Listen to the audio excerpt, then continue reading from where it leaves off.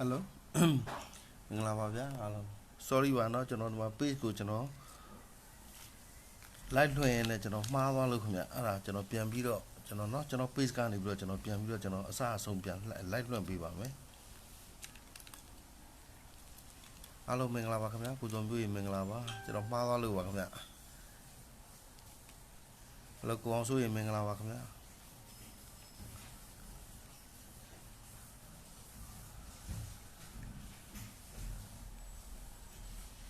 ဟုတ်ကဲ့မင်္ဂလာပါခင်ဗျာ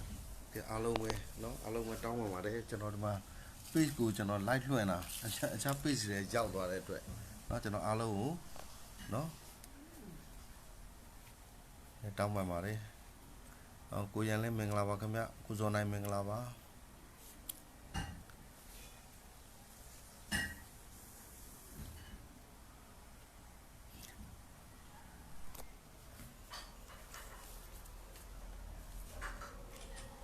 ကိုဇော်ကြီးမင်္ဂလာပါခင်ဗျ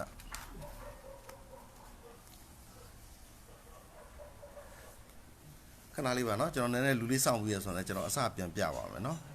ဟုတ်ကဲ့ခင်ဗျမင်္ဂလာပါခင်ဗျ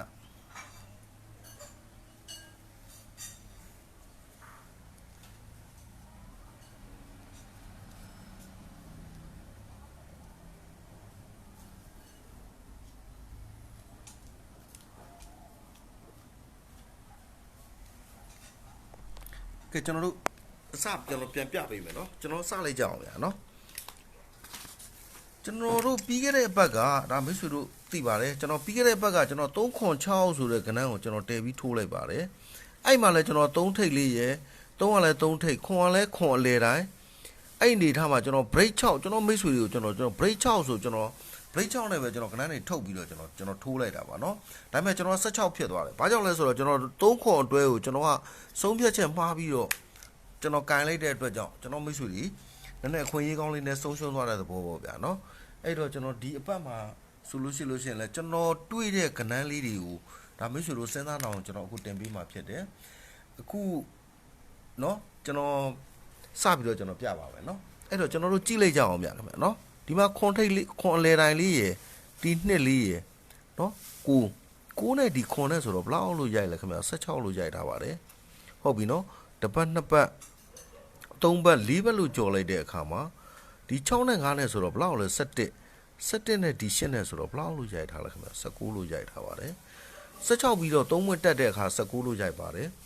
အားလုံးမင်္ဂလာပါเนาะကျေးဇူးတင်ပါတယ်ကျွန်တော်နောက်ပြီးကျမှကျွန်တော်တူးချင်းစီကိုကျွန်တော်ပြန်ပြီးပါမယ်เนาะအခုတော့ကျွန်တော်ဒီမှာ live လွှင့်ပြောပြနေတဲ့အတွက်ကြောင့်ဒါမိတ်ဆွေတငယ်ချင်းတွေကိုကျွန်တော်ပြန်ပြီးတော့เนาะမပြောနိုင်တဲ့အခြေအနေကိုကျွန်တော်နားလည်ပြီးပါလို့เนาะကျွန်တော်တူးချင်းစီကိုပြန်ပြီးတော့ကျွန်တော်เนาะပြန်ပြီးတော့ reply ကျွန်တော်ပြန်ပြီးပါမယ်เนาะကဲအားလုံးကျေးဇူးတင်ပါတယ်အဲ့တော့ကျွန်တော်ဆက်ကြည့်မယ်ခင်ဗျအဲ့တော့16ပြီးတဲ့အခါမှာ19လို့ရိုက်တယ်ခင်ဗျ19လို့ရိုက်ပြီးတော့တစ်ပတ်နှစ်ပတ်သုံးပတ်လေးပတ်လို့ကြော်တဲ့အခါမှာဘာလို့ရိုက်လဲခင်ဗျ9နဲ့9နဲ့ဆို14နဲ့8နဲ့ဆိုတော့ဘလောက်လို့ရိုက်လဲခင်ဗျသူ့တိုင်မြန်မှန်တော့ခင်းသွားပြီခင်ဗျ16ပြီးတော့19ရိုက်တယ်19ပြီးတော့22အဲ့ဒီမှာကျွန်တော်ပြီးခဲ့တဲ့ဘက်ကကျွန်တော်ဘာလုပ်လဲဆိုတော့ဒီ16ကြောင့်ဒီရ3ရ4ရ9ရ16ဖြစ်တယ်ဆိုပြီးတော့ကျွန်တော်ကနော်အဲ့လို16ဖြစ်လိုက်တယ်ဖြစ်တယ်ပေါ့ဗျာဒီ19ကြောင့်လဲဒီ3လုံးအနေထား19ဖြစ်တယ်ပေါ့နော်အဲ့ဒီတော့ဒီမှာ22လို့ရိုက်ထားပြီးပြီဒီမှာ6နဲ့9နဲ့ကအကြီး15ထိုးထားပြီဆိုတဲ့အတွက်ကြောင့်ဒီမှာ22ကိုဒီမှာရိုက်မယ်ဆိုပြီးတော့အခြားဘားတွေနဲ့ကပ်ပြီးတော့ကျွန်တော်ကခွန်အလေတိုင်းဆိုကျွန်တော်ပြီးခဲ့တဲ့ဘက်ကကျွန်တော်ဆုံးဖြတ်လိုက်တာပြီးတော့တစ်ဆက်ထဲမှာပဲပေါ့နော်တစ်ဆက်ထဲမှာပဲ तू ကဘာလုပ်သွားလဲဆိုတဲ့အခါကျတော့ तू က3ခွန်အတွဲကိုကျွန်တော်အခြားဘားတွေနဲ့ကပ်ပြီးတော့ဘာကြောင့်ကင်လဲဆိုတာဒါမိတ်ဆွေတို့ပြဒီမှာ4နဲ့ဆို8ကဲဒီ3ညထောက်လိုက်တဲ့အခါကျတော့ဘလောက်လို့ရိုက်နော်8ကဲဆို16ဒီ3ညလေးနဲ့ဆိုတော့16ကိုသူက16လို့ပြန်ရိုက်သွားတယ်ဒီ16ကိုဒီ3လုံးအနေထား8ရှင်းအောင်ပြမယ်ဆိုလို့ရှိရင်တော့ဒီလိုပေါ့ဗျနော်ဒီ3ညလေးနဲ့ဆိုတော့ဘလောက်လို့ရိုက်တော့16လို့ရိုက်သွား16ကို16လို့ရိုက်သွားနော်ဒီ6 5 2 6 19ဆိုလို့ရှိရင်လေသူကဘာလုပ်သွားလဲအဲ့19ကိုလည်းသူကဒီမှာတက်ဗျာဒီမှာ8တက်ဗျာဒီမှာ9ဆိုတော့ဒီ3လုံးဒီ4လုံးအနေထားကိုသူကဘာလို့ရိုက်သွားလဲနော်တက်8တက်ဆိုတော့9 10 9ဆိုတော့ဘလောက်လို့ရိုက်19လို့ရိုက်သွား 19လို့ရိုက်သွားတဲ့အခါကျတော့ဒီမှာ22လို့ရိုက်တဲ့အချိန်မှာ22ရိုက်ဖို့အတွက်ကိုဒီမှာ तू ကဘာလုပ်လဲခင်ဗျနီးနော်တစ်ကဲ9ရဆို19ရှိနေပြီ3ထိပ်ဆိုပြီးတော့ကျွန်တော်22ဆိုဒါကျွန်တော်မိတ်ဆွေရင်းချာဒီထဲမှာလဲဒါကြည့်နေပါပါကျွန်တော်မိတ်ဆွေရင်းချာတွေသိပါတယ်နော်ဒီမှာ3ထိပ်ဆိုပြီးတော့ကျွန်တော်3ထိပ်အဲ့မှာ3ထိပ်ကဒီက22ဖြစ်ဖို့ခွန်ရဆိုတဲ့အတွက်ကြောင့်ကျွန်တော်3ခွန်ဆိုပြီးတော့အခြားဘက်နဲ့တွဲပြီးတော့ကျွန်တော်က3ခွန်ကျွန်တော်ဆုံးဖြတ်လိုက်တာပါအဲ့ဒီအတွက်ကြောင့်3ထိပ်ကတော့မှန်သွားပါတယ်ခွန်မထိုးတဲ့အတွက်ကြောင့်ဒါကျွန်တော်တို့မပေါက်ဘူးဖြစ်သွားပါတယ်အဲ့မှာ तू ကဘာလုပ်လဲဆိုတော့ကြည့်မယ်နော်အဲ့မှာ तू ကအဲ့လိုဒီ16ကိုနော်ဒီ16ကို8ကဲ4ရဲ့4ရဲ့3ရဲ့16လို့ရိုက်ပြီးတဲ့အချိန်မှာ तू ကဘာလုပ်ထားလဲဆိုတော့ဒီမှာ6နဲ့9နဲ့ဆိုတော့ဘယ်လောက်ရှိတယ်ဒီအန်ထဲမှာပဲကြည့်မယ်နော်14နဲ့ဒီ9ခွန်12နဲ့ဆိုတော့ဘယ်လောက်လို့ရိုက်16လို့ပဲပြန်14နဲ့12နဲ့ဆိုတော့16ပေါ့နော်ကောင်းပြီဒီမှာ16လို့ရိုက်တဲ့အချိန်မှာလဲဒီမှာ16လို့ထိုးပြီးเนาะ1ကဲ9 1ကဲ9ရဲ့16လို့8တက်ကဲ16လို့ထိုးတယ်เนาะ16လို့ထိုးပြီးတဲ့အခါမှာဒီလွတ်နေတဲ့9ခွန်ရဲ့ဒီ3လုံးရဲ့အနေထားကိုဘာလို့ရိုက်တာလဲခင်ဗျ16လို့ပဲရိုက်ဟုတ်ပြီเนาะကျွန်တော်ရှင်းအောင်ပြန်ပြပေးမယ်เนาะဒီမှာ22လို့ရိုက်သွားတဲ့အချိန်မှာ22ဖြစ်ဖို့အတွက်ကိုဒီမှာဘာလို့ရိုက်ထားလဲခင်ဗျ3လို့ရိုက်ထားပြီးပြီအဲ့တော့ခွာနှလုံးအနေထားကိုဘာထည့်ပေးရမလဲ6လို့ထည့်ပေးရเนาะဟုတ်ပြီเนาะရှင်းမလားမသိဘူးဒီ16ကိုเนาะ8ကဲ44ရဲ့3ရဲ့16လို့ရိုက်ပြီးတဲ့အချိန်မှာဒီနောက်လုံး95ရဲ့ဒီ9ခွန်ရဲ့ဆိုတော့ဘလောက်16ကို16လို့ပြန်ရိုက်ထားတယ်6ကဲ9ရဲ့2ကဲ6ကဲ19ကိုเนาะ19လို့ရိုက်ပြီးတဲ့အချိန်မှာเนาะ9ရဲ့ဒီမှာကျွန်တော်ပြတ်သွားတယ်ဗျာရှင်းအောင်ကြည့်လိုက်ပါမယ်เนาะခွန်ရဲ့2ကဲ4ရဲ့3ရဲ့ဆိုတော့16ပြီးတဲ့အခါကျတော့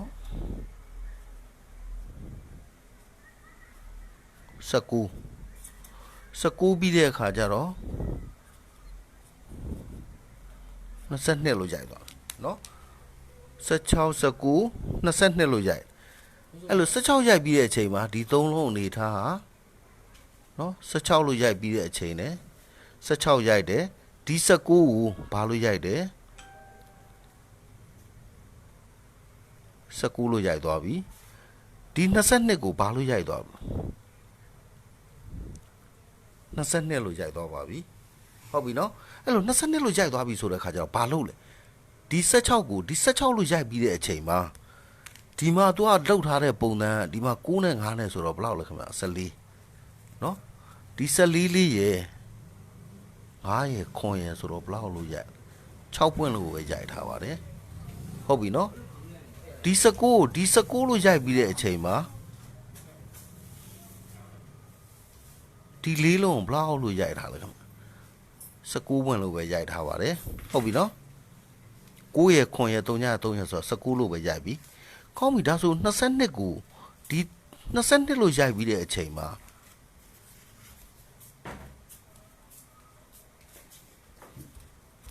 နေ့ရိုက်ဖို့အတွက်ကိုကျွန်တော်တို့ကဘာထည့်ပေးရမလဲခင်ဗျာခွာနှလုံးကိုကျွန်တော်တို့က6လို့ထည့်ပေးရပါဟုတ်ပြီနော်ကဲဒါဆိုကောင်းပြီအဲ့ဒါဆိုရင်ကျွန်တော်တို့ဒီမှာတစ်ချက်လောက်ဆက်ကြည့်အောင်တစ်ချက်လောက်ဆက်ကြည့်မယ်ဆိုတဲ့အခါကျတော့ဒီ6လို့ရိုက်ပြီးတဲ့အချိန်မှာဒီမှာလှုပ်ထားတဲ့ပုံစံ6ပါဝါ3ရရဲ့6ပဲ9ရဲ့ဆိုတော့6ပါဝါဘာလို့ရိုက်လဲ1လို့ရိုက်ပြီးတော့နော်ငါ6ခွန်လို့ရိုက်သွားတယ်ဒီ6လို့ရိုက်တဲ့အချိန်မှာဆိုလို့ရှိရင်လေဘာလို့ရိုက်ထားလဲခင်ဗျနော်9ပါဝါ9ရှစ်ခွန်4လို့ရိုက်တာကဲကောင်းပြီဒါဆိုကျွန်တော်တို့2လို့သွင်းတယ်ဆိုလို့ရှိရင်ဒီမှာခွာ6ဖြစ်ပြီဆိုရင်ဒီမှာဘလောက်ဖြစ်မလဲ3နဲ့ဆိုတော့2ဆိုတော့2ပါဝါခွန်လို့တာအကယ်၍တွဲမယ်ဆိုလို့ရှိရင်ကျွန်တော်တို့ကဘာထည့်ပေးရမလဲခင်ဗျာ1အလဲတိုင်းလေးထည့်ပေးရမယ်အဲ့အတွက်ကြောင့်1အလဲတိုင်းနဲ့နော်ဒီခွ6ဆိုတဲ့အခြေအနေလေးဟာဒါမိတ်ဆွေတို့နော်ကြိုက်မယ်ဆိုလို့ရှိရင်တော့1အလဲတိုင်းနဲ့ခွ6လေးအနေထားနော်အဲ့ဒါကိုလည်းဒီဆက်ကွက်ဘာအနေထားဒါဆွဲထားလို့ရတယ်ဆိုတဲ့အကြောင်းလေးကိုလည်းကျွန်တော်ပြတာပါဒါကတော့ဒါ frame တစ်ခုပေါ့နော်အဲ့တော့ဒီနေရာမှာသူလှုပ်ထားတဲ့ပုံစံအနေထားရနော်ဒါမိတ်ဆွေတို့ကိုကျွန်တော်ရှင်းအောင်ထပ်ပြရမယ်ဆိုလို့ရှိရင်တော့ဒီမှာကြည့်မယ်နော်ဒီမှာ2နဲ့4နဲ့ဆိုတော့ဘယ်လောက်6 6နဲ့6နဲ့ဆိုတော့12အဲ့12ကိုဒီမှာဘာလို့ရိုက်ထားလဲကွာ12ကိုခွန်လို့နှစ်ပါဝါခွန်လို့ရိုက်ဟုတ်ပြီနော်တစ်ပတ်နှစ်ပတ်သုံးပတ်လေးပတ်ငါးပတ်5ပတ်ကျော်ပြီဗျာ9နဲ့9နဲ့ဆိုတော့14နဲ့2နဲ့ဆိုတော့6ပါဝါဘာလို့ရိုက်ထားလဲခင်ဗျာတစ်လို့ရိုက်ထပ်ပြီး5ပတ်ကျော်တာပေါ့တစ်ပတ်နှစ်ပတ်သုံးပတ်လေးပတ်5ပတ်ကျော်ပြီဗျာ9နဲ့9နဲ့နော်3ည3နဲ့ဆို19ဟုတ်ပြီနော်အဲ့19ပါဝါဘာလို့ရိုက်ထားလဲ4လို့ရိုက်ထားတယ်ကောင်းပြီတစ်ပတ်နှစ်ပတ်သုံးပတ်လေးပတ်5ပတ်ကျော်ပြီဗျာအကယ်၍ကျွန်တော်တို့ကကျွန်တော်တို့နှစ်လို့ခေါ်ထားရဆိုတဲ့အတွက်ကြောင့်ခွာ6လို့ရိုက်ပြီဆိုလို့ရှိရင်နှစ်ပေါ့ဗျာအဲ့နှစ်ကိုဒီမှာခွန်ဖြစ်အောင်ကျွန်တော်တို့ကဘာထည့်ပေးအောင်လဲတစ်ထည့်ပေးအောင်အဲ့တော့ခွာ6နဲ့နော်ခွာနှလုံး9အလဲတိုင်းတစ်အနေထားဒါ10ခွက်အနေထားဒါမိတ်ဆွေတို့နော်ကြိုက်တယ်ဆိုလို့ရှိရင်တော့ဒါနဲ့ထိုးထားလို့ရတယ်ဆိုတဲ့အကြောင်းကိုလည်းကျွန်တော်ပြပါတယ်ဒါတအံလို့ပဲဒါတပားလို့ဒါမိတ်ဆွေတို့မှတ်ထားပေးပါနော်ကဲကောင်းပြီဒါဆိုကျွန်တော်တို့ဆက်ကြည့်အောင်ပြီးခဲ့တဲ့အပတ်ကဆိုရင်ဟာလီပါနော်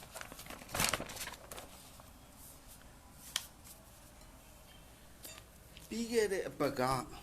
ကျွန်တော်ဆုံးဖြတ်ချက်နည်းနည်းမှားသွားတဲ့အခြေအနေမျိုးလေးလည်းရှိတယ်ခင်ဗျအဲ့မှာကျွန်တော်နည်းနည်းစောင်းတာပေါ့ဗျာနည်းနည်းအခုလိုပြနေကြားရရနေပြီးတော့အခြားဘားတွေကလည်းသွားစွန့်နေတဲ့အခါကျတော့ဒါ3.6ဆိုတဲ့အခြေအနေမျိုးကျွန်တော်တည်လိုက်တဲ့အခြေအနေပေါ့နော်အဲ့တော့ကျွန်တော်3.6ကိုဘာကြောင့်တည်လဲဆိုတော့ဒါမိတ်ဆွေတို့ပြဒီမှာဘာလို့ရိုက်ထားလဲခင်ဗျ6လို့ရိုက်ထားကျွန်တော်18ပတ်ကြော်မှာတစ်ပတ်2ပတ်3ပတ်4ပတ်5ပတ်6ပတ်9ပတ်10ပတ်9ပတ်10ပတ်17ပတ်12ပတ်13ပတ်14ပတ်15ပတ်16ပတ်18ပတ်လို့ကြော်ပြီးတဲ့အခါမှာဘာလို့ရိုက်လဲခင်ဗျ6ပြီးတော့5လို့ရိုက်တယ်နော်တစ်ပတ်2ပတ်3ပတ်4ပတ်5ပတ်6ပတ်9ပတ်10ပတ်9ပတ်10ပတ်17ပတ်12ပတ်13ပတ်14ပတ်15ပတ်16ပတ်18ပတ်ကြော်ပြီးတဲ့အခါမှာဘာလို့ရိုက်လဲခင်ဗျ4သေးသေးလေးလို့ရိုက်သွားအဲ့တော့ထပ်ပြီးကြည့်မယ်တစ်ပတ်2ပတ်3ပတ်4ပတ်5ပတ်6ပတ်9ပတ်10ပတ်9ပတ်10ပတ်17ပတ်12ပတ်13ပတ်14ပတ်15ပတ်16ပတ်18ပတ်လို့ကြော်ပြီးတဲ့အခါမှာဒီ3လေးဒါမဲ့ကျွန်တော်အထောက်ကိုကျွန်တော်မတွေးလိုက်တဲ့အတွက်ကြောင့်ဒီ3ကိုကျွန်တော်ပြီးတဲ့ဘက်ကကျွန်တော်ဒါမိတ်ဆွေတို့မပြတာပါကျွန်တော်မှန်တာပြောရင်သစ္စာပါเนาะကျွန်တော်ပြီးတဲ့ဘက်ကဒီ3ကိုကျွန်တော်ရှာလို့တွေ့ပါတယ်ဒါမဲ့တော်တော်အထောက်မရှိတဲ့အခါကျတော့ကျွန်တော်မပြဘူးပေါ့ဗျာဒါမဲ့ကျွန်တော်တော်တော်သမျောတာပါဒါမိတ်ဆွေတို့အနေထားကိုလေဒါချဲဆိုတာဟိုဘယ်လိုပြောဆို20တွေကအများကြီးအဲ့တော့20တွေအများကြီးမှာဟိုတွက်လို့ရတဲ့အတိုင်းဒါတင်ပြီးမှဆိုလို့ရှိရင်လည်းအများကြီးမိတ်ဆွေတို့စဉ်းစားမှာဆိုတဲ့အတွက်ကြောင့်ကျွန်တော်ဆုံးဖြတ်ပြီးတော့ဒါလေးကိုကျွန်တော်မပြလိုက်ဟိုဒီမှာ तू လှုပ်ထားတဲ့ပုံစံနော်ဒီလို6လို့ရိုက်ပြီးတဲ့အချိန်မှာ तू ဘာလုပ်လဲခင်ဗျအခုဒီပတ်တော့ကိုကြည့်ဒီ3လုံးနေထား9လို့ပေါက်ထားတယ်နော်6လို့ရိုက်ပြီးတဲ့အချိန်မှာဒီ6က2က1ကဆိုတော့9လို့ပေါက်တယ်9လို့ရိုက်တဲ့အချိန်မှာလည်းဒီ3လုံးနေထားကိုဘာလို့ပေါက်လဲခင်ဗျ9လို့ပဲပေါက်ထားတယ်နော်ဒီ4လို့ရိုက်တဲ့အချိန်မှာလည်းဒီပတ်အနေထားကိုဘာလို့ပေါက်လဲ9လို့ပဲပေါက်တာအဲ့တော့ကောင်းပြီဗျာအဲ့ဒါဆိုလို့ရှိရင်ကျွန်တော်တို့3လို့ရိုက်ပြီဗျာဒီပတ်အနေထားအကယ်၍9လို့သာပေါက်မယ်ဆိုရင်ကျွန်တော်တို့ကဘာထည့်ပေးရမလဲနော်ကျွန်တော်တို့3လေးကိုလေတိုင်းထည့်ပေးလို့ရတယ်ဆိုတဲ့အကြောင်းလေးလည်းပြတယ်နော်အဲ့ဒီမှာတခါတည်းကျွန်တော်တို့ဆက်ပြီးတော့ကြည့်သွားရအောင်ဆိုတဲ့အခါကျတော့နော်ဒါမိတ်ဆွေတို့ကျွန်တော်နော်ပြမယ်နော်မကြည့်ဒီ4လုံးကျွန်တော်အခုဟိုထောက်ထားတယ်4လုံးက8လေးနဲ့ဒီနှလုံးနဲ့ပေါင်းလိုက်တဲ့အခါမှာဘလောက်လို့ရိုက်လဲခင်ဗျာနော်8ဒီကနန်း6လုံးပေါင်းခြင်းက300လို့ထိုးလိုက်ပြီဟုတ်ပြီနော်ကဲကောင်းပြီအဲ့ဒါဆိုရင်အန်ဒီလေးပြီးပါခဏလေးပါနော်အော်မောင်နော်ဒီကနန်း6လုံးဒီအဝါကနန်း6လုံးထောက်ခြင်းဒီနှလုံးနဲ့နဲ့ဆိုတော့ဘာလို့ရိုက်ထားလဲ300လို့ရိုက်ကောင်းပြီဒါဆိုလို့ရှိရင်ကျွန်တော်အခုဒီမှာထပ်ပြီးတော့ဒီအန်ထဲမှာပဲကြည့်မယ်နော်ဒီကနန်း4လုံးကဘလောက်လဲ300နဲ့ဒီနှလုံးနဲ့ဆိုတော့ဘလောက်လို့ရိုက်ထားလဲခင်ဗျနော်ကနန်းဒီအခုဒီမှာကျွန်တော်ထောက်3ရဲ့1က2က4ရဲ့ဆိုတော့3ရဲ့ဒီခွန်ရဲ့ဆိုတော့ဘလောက်လဲခွန်လို့ရိုက်ထားဒီမှာဘာလို့ရိုက်ထားလဲခင်ဗျနော်ဒီမှာ3လို့ရိုက်ထားတယ်ဒီကနန်း6လုံးပေါင်းခြင်းအနေထား3လို့ရိုက်တယ်ဒီကနန်း6လုံးပေါင်းခြင်းအနေထားခွန်လို့ရိုက်တယ် ကဲကောင်းပြီဒါဆိုလို့ရှိရင်ကျွန်တော်တို့အပေါ်မှာဆက်တက်ကြည့်မယ်ဒီကနန်း6လုံးရိုက်မယ်ဘာလို့ရိုက်တာလဲခင်ဗျာနော်ကနန်း6လုံးဒီကနန်း6လုံးကိုကြည့်ခွန်ရ4ရ2ကခွန်ရဆိုတော့3ည3ညရ4ရဆိုတော့4လို့ရိုက်တာကောင်းပြီအဲ့ဒါဆိုရင်ဒီမှာကျွန်တော်တို့ကအဲ့ဒါဆိုဒီမှာကျွန်တော်တို့နောက်တစ်ခါကျွန်တော်ဆက်ကြည့်လိုက်မယ်နော်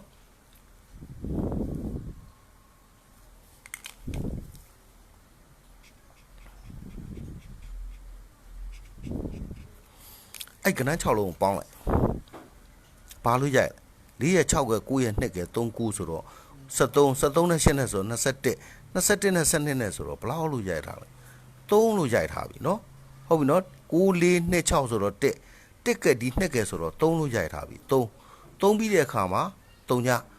ညပြီးတဲ့အခါမှာခွန်ပြီးတဲ့အခါမှာ4နော်3ပြီးတော့3ဝင်နဲသွားတယ်3ညပြီးတော့ခွန်ပြီးတော့4ပြီးတော့3ဝင်ရော့မယ်ဆိုလို့ရှိရင်ကျွန်တော်တို့ကတက်လို့ရိုက်ပြီးရအခုဒီမှာကျွန်တော်တို့ကဘာရှိထားပြီလဲခင်ဗျာ16ဆိုတော့ကျွန်တော်တို့ကဒီမှာ3တွန်းထားပြီးအလဲတိုင်း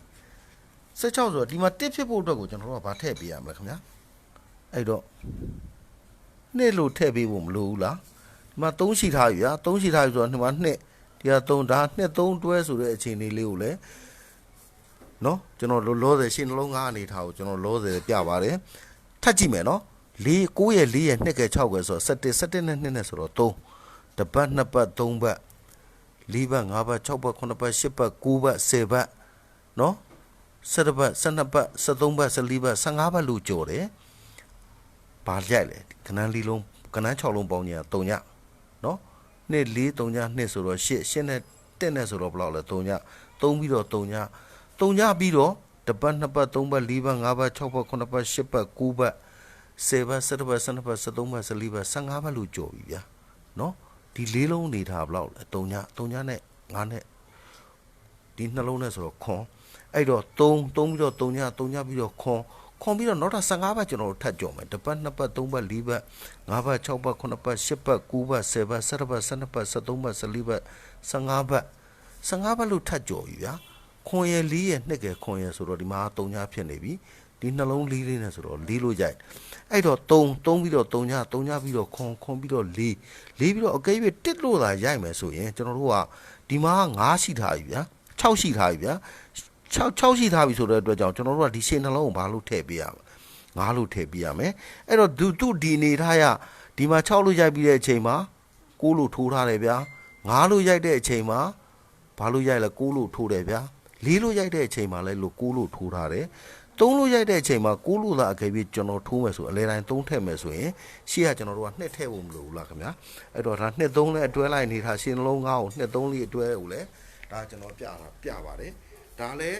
နော်တစ်ဖြတ်လို့ပဲဒါမိတ်ဆွေတို့ကြည့်ထားပါနော်ဒီနေရာမှာလဲဒီအန်အားလဲနောက်အပတ်တွေအတွက်ကိုဆက်ပြီးတော့လှုပ်ထားတဲ့အခြေအနေတွေကဒါအများကြီးပါဒါမိတ်ဆွေတို့ကျွန်တော်ထုတ်ပြလို့မရသေးပါဘူးနော်အဲ့တော့နော်ဒီအနေထားလေးကိုလည်းဒါ2 4နဲ့3 4နဲ့အနေထားအတွဲလိုက်လေးမိတ်ဆွေတို့ကျွန်တော်ပြပါတယ်ဒါလေးကိုလည်းကြည့်ထားပါဘာကြောင့်လဲဆိုတော့ချဲဆိုတာကတော့20တွေကအများကြီးပါဗျာเนาะအဲ့တော့ကျွန်တော်အနေထားလဲဘယ်ဟာကိုကျင်းတည်ထွက်ပါမယ်ရေလို့ကျွန်တော်တို့မပြောရဲပါဘူးเนาะကျွန်တော်မပြောရဲပါဘူးဘာကြောင့်လဲဆိုတော့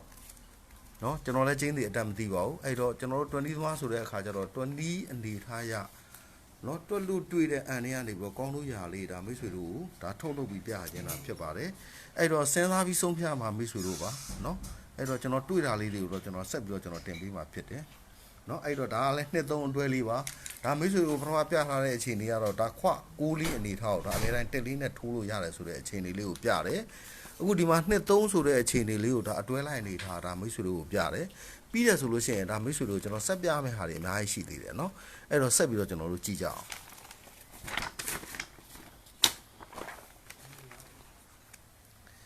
အဲ့တော့ဒါမိတ်ဆွေတို့အခုကျွန်တော်ဘာထပ်ပြမလဲဆိုတဲ့အခါကျတော့ခဏလေးပါနော်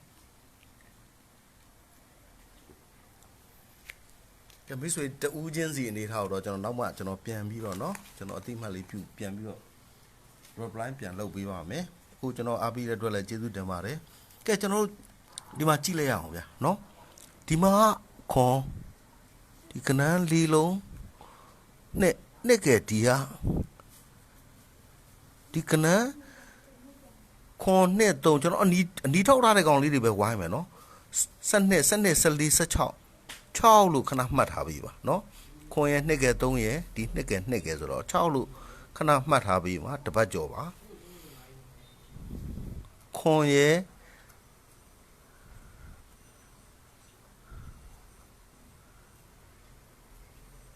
6ပြီးတော့ဘာလို့ရိုက်ထားလဲခင်ဗျ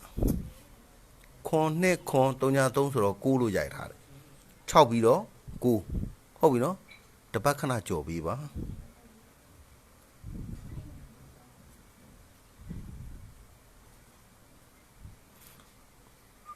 ဒီကနန်း၅လုံးပေါင်းပြီးပါဒီကနန်း၅လုံးပေါင်းမယ်နှစ်ကဲ4ရဆိုတော့6တပတ်ကြော်မယ်နော်ခွန်ရနှစ်ကဲခွန်ရဆိုတော့ဘယ်လောက်6နဲ့ဒီ3နဲ့ဆိုတော့9အဲ့တော့6ပြီးတော့9ပြီးတဲ့အခါကျတော့တပတ်နားမယ်6 9ပြီးတဲ့အခါကျွန်တော်ဘာရိုက်ပြရမလဲနှစ်လို့ရိုက်ပြရမယ်နော်ငါ9ရ5ရခွန်ရဆိုတော့ဘယ်လောက်ရှိတာ1လို့ရှိထားပြီဒီ1နဲ့ပေါင်းတော့ဘယ်လောက်လဲနှစ်နော်6ပြီးတော့9ပြီးတော့2 6 9နှစ်ပြီးတဲ့အခါကျတော့တပတ်နားပြီဗျာကျွန်တော်တို့ဒီမှာဘာရိုက်သွားလဲခင်ဗျာကြည့်အဲ့တော့လည်းကျွန်တော်ဘာလို့ရိုက်ထားလဲခင်ဗျ18နဲ့19နဲ့ဆိုတော့ငါဟုတ်လားဒါညင်းလို့တော့မရအောင်เนาะဒါကကျွန်တော်20ပါခင်ဗျเนาะ6စီချက်အမှန်ပဲကြာတာเนาะ6ပြီးတော့9တပတ်နာနှစ်ပြီးတော့တပတ်နာဘာရိုက်တာ9လို့ရိုက်တာ6 9နှစ်9ပြီးတော့တပတ်နာလိုက်ပြီဗျာ9ကို3ဝင်တက်တယ်ဆိုကျွန်တော်တို့ဘာရိုက်ပေးရမလဲ8လို့မရိုက်ပေးရအောင်အဲ့တော့6ပြီးတော့9ပြီးတော့2ပြီးတော့9ပြီးတော့8ရိုက်လာကျွန်တော်တို့ကြည့်မယ်ဘလောက်လို့ရိုက်ထား9ဟုတ်လား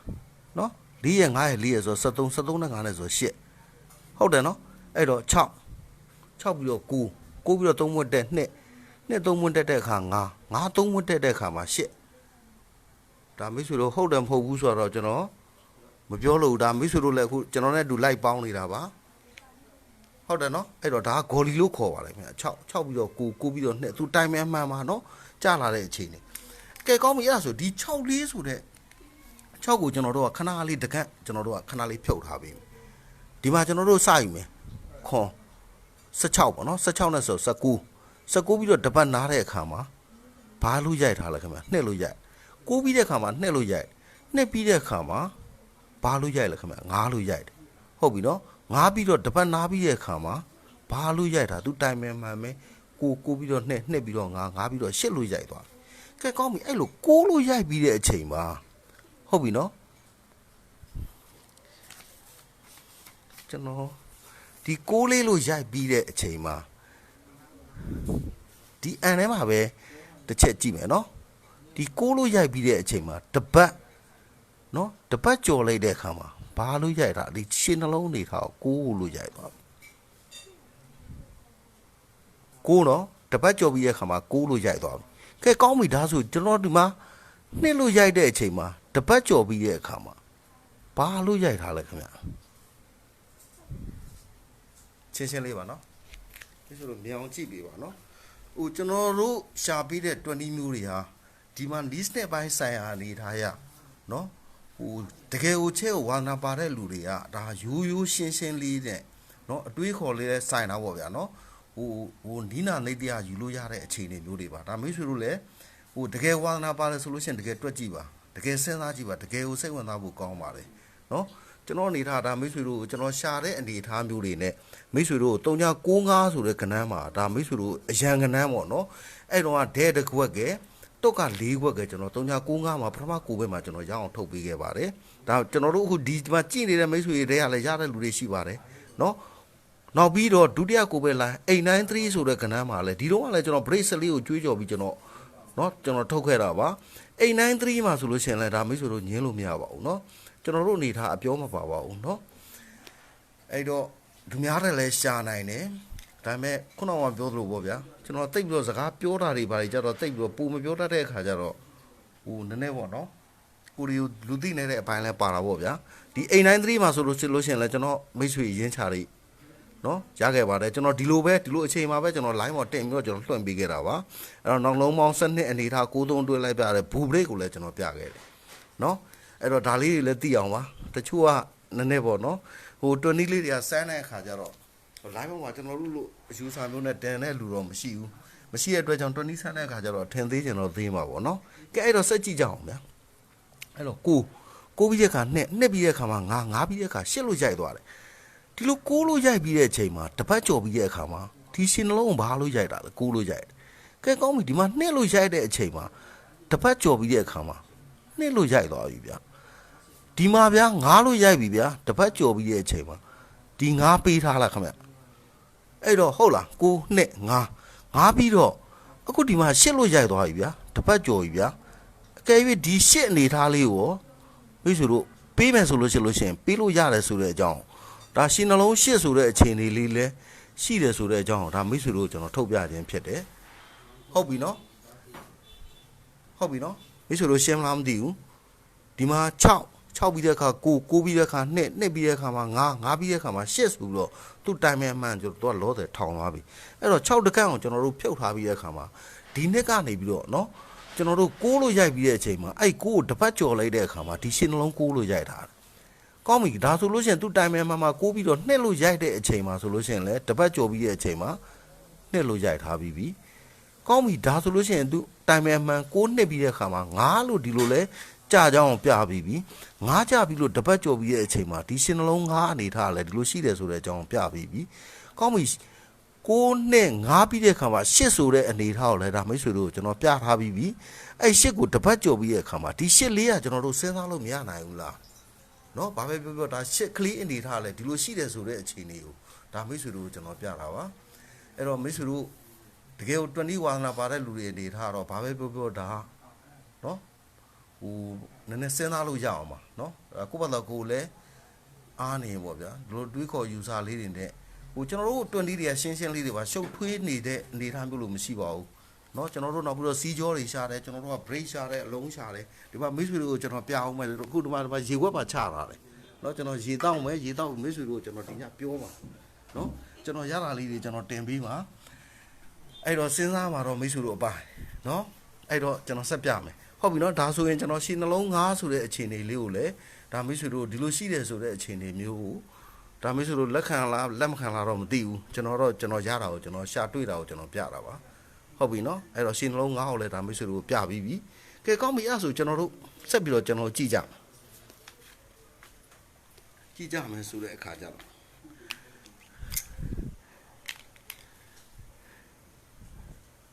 ဒါလုံးကောက်ကြိုက်တဲ့လူတွေအနေထားပေါ့ဗျာsorry ဗျာတဲ့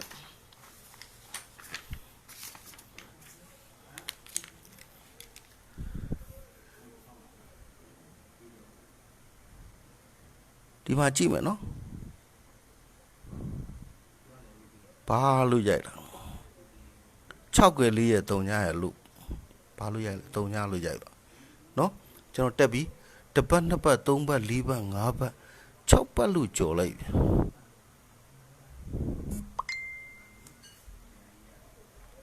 ဘာလို့ရိုက်လဲခင်ဗျတုံညပြီးတော့ခွန်လို့ရိုက်သွားပြီ6ပတ်ကြော်မှာတစ်ပတ်နှစ်ပတ်3ပတ်4ပတ်5ပတ်6ပတ်လို့ကြော်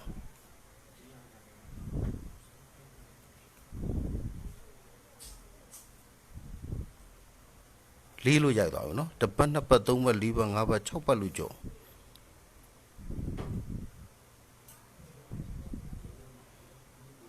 တက်လို့ရိုက်တစ်ပတ်နှစ်ပတ်3ပတ်4ပတ်5ပတ်6ပတ်လို့ကြော်ကြီး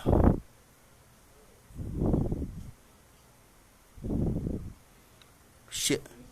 တစ်ပတ်နှစ်ပတ်3ပတ်4ပတ်5ပတ်6ပတ်လို့ကြော်ကြီး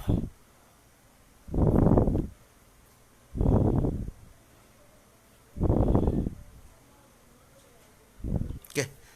အဲ့တော့မိတ်ဆွေတို့ကြည့်ကြအောင်နော်ဒီမှာလဲရိုးရိုးရှင်းရှင်းလေးပါပဲကျွန်တော်အခုဒီမှာ3ညရဲ့အနီလေးထိုးထားတယ်3ညရဲ့4ရဲ့6ပဲဆိုတော့ဘာလို့ရိုက်လဲ3ညလို့ရိုက်တာ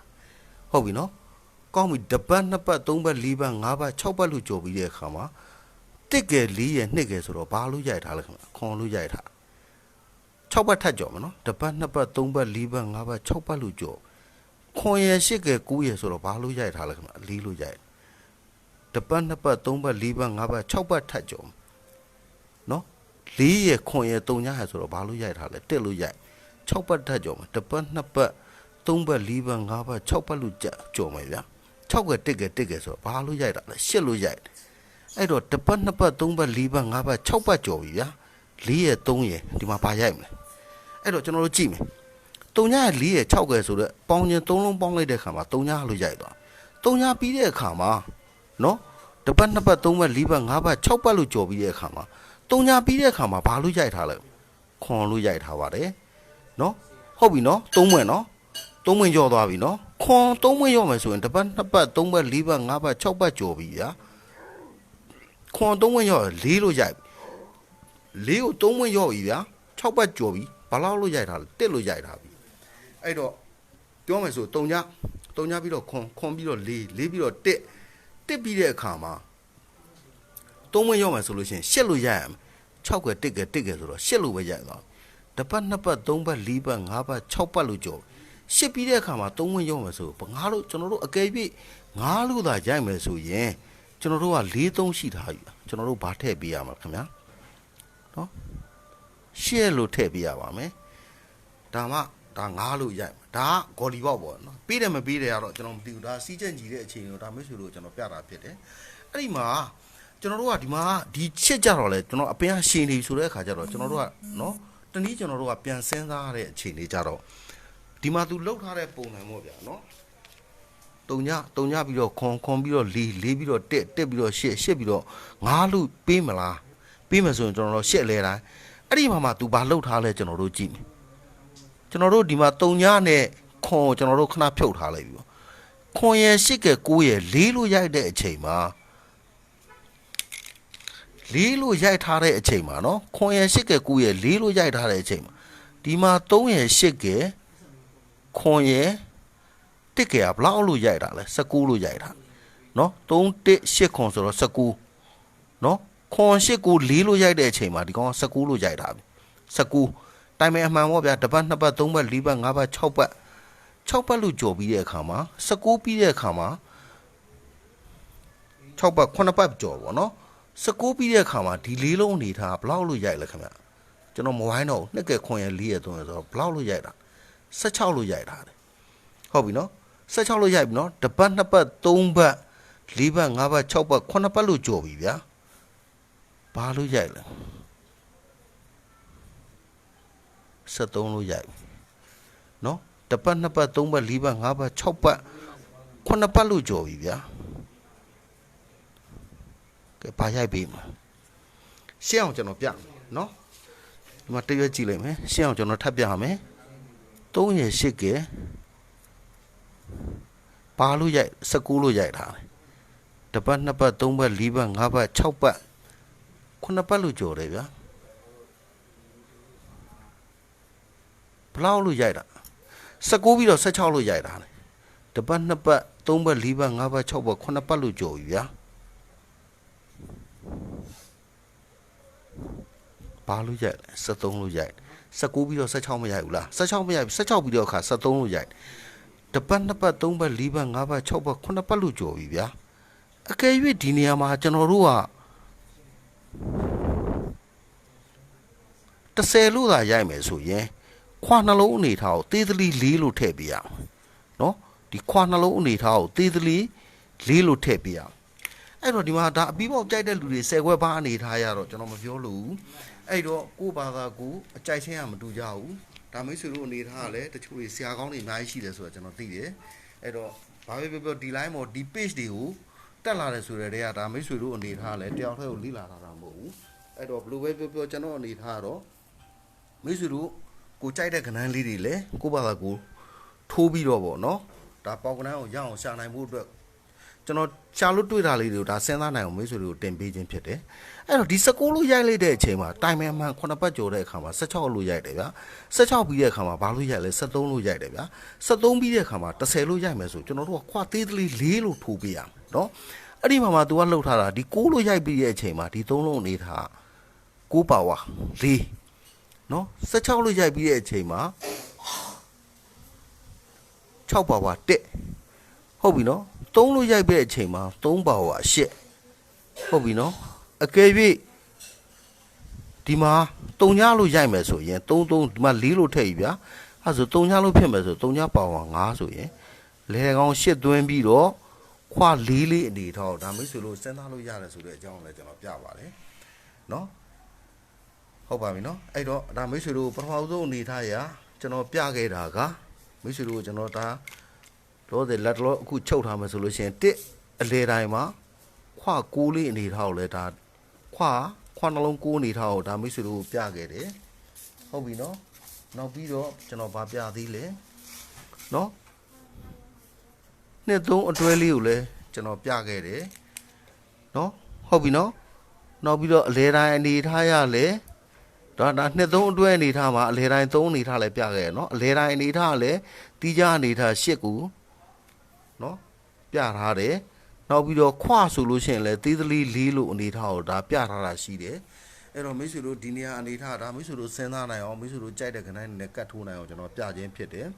အဲ့မှာထပ်ပြီးတော့ကျွန်တော်မိတ်ဆွေတို့ကိုကျွန်တော်ဗာပြပေးအောင်မလဲဆိုတဲ့အခါကျတော့ခဏလေးကြည့်မယ်နော်ဒါ break ကြိုက်တဲ့လူတွေအနေထားတော့ထိုးလို့ရအောင်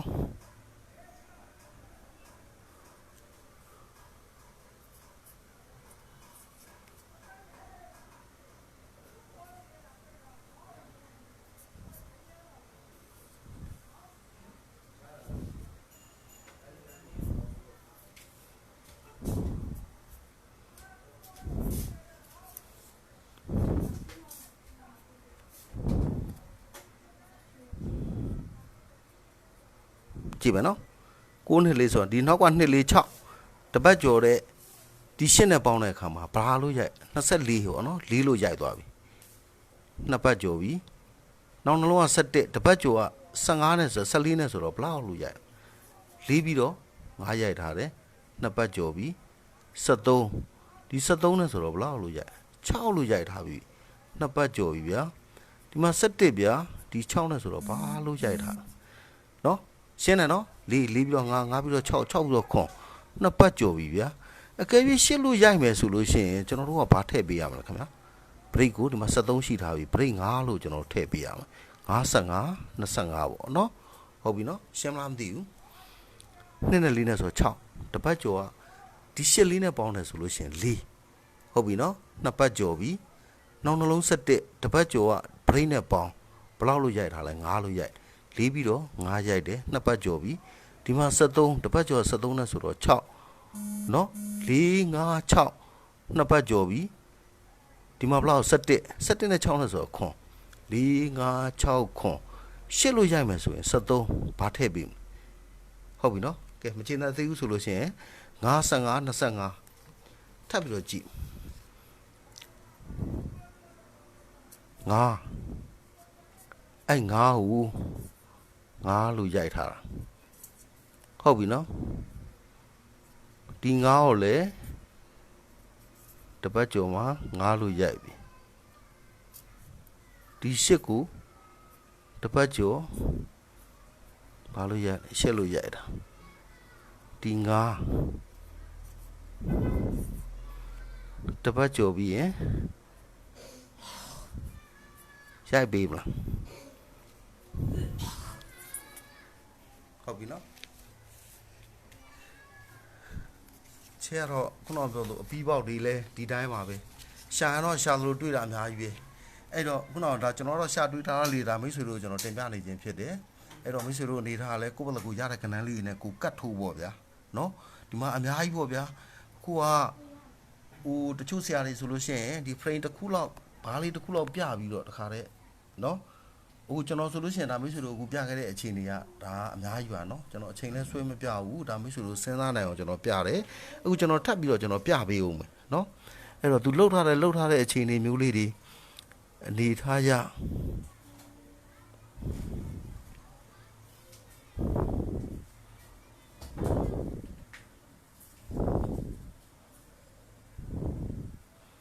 ဘလောက်လို့ရ9နဲ့5နဲ့ဆိုတော့14လို့ရိုက်တာတပတ်2ပတ်3ပတ်4ပတ်5ပတ်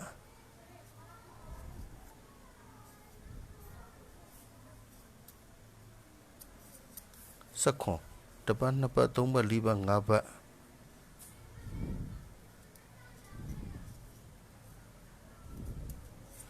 20တစ်ပတ်နှစ်ပတ်သုံးပတ်လေးပတ်ငါးပတ်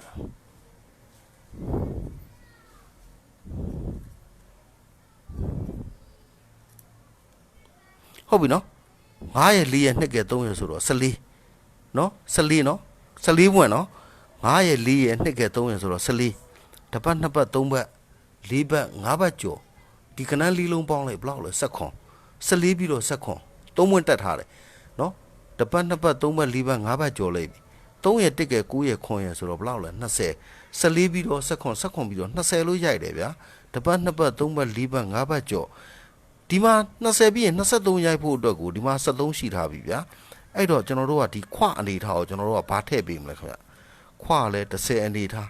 အဲ့30အနေထားကိုလည်းဒါမျိုးဆိုလို့ကြည့်အောင်နော်အဲ့မှာ30ဟုတ်ပြီဒါဒီအနေထားကိုဒါမျိုးဆိုလို့ရှင်းမလားမသိဘူးဒီ14လို့ရိုက်တယ်ဗျာ14ပြီးတယ်ဆိုလို့ရှိရင်ဆက်ခွန်လို့ရိုက်တယ်ဗျာဆက်ခွန်ပြီးရင်20လို့ရိုက်တယ်ဗျာ20ပြီးရင်23လို့ပြီးမလားအဲ့မှာ23ကိုဘာကြောင့်ကျွန်တော်ကဒီကောင်ဟိုနေ့ဖြစ်လဲဆိုတဲ့အခါကျတော့အဲ့ဒါဆိုရင်30ဖြစ်မယ်နော်ကဲကောင်းပြီဒါဆိုလို့ရှိရင်ကျွန်တော်တို့ဒီကနန်းလေးတွေမိတ်ဆွေတို့ကျွန်တော်နဲ့တူလိုက်ပေါင်းအောင်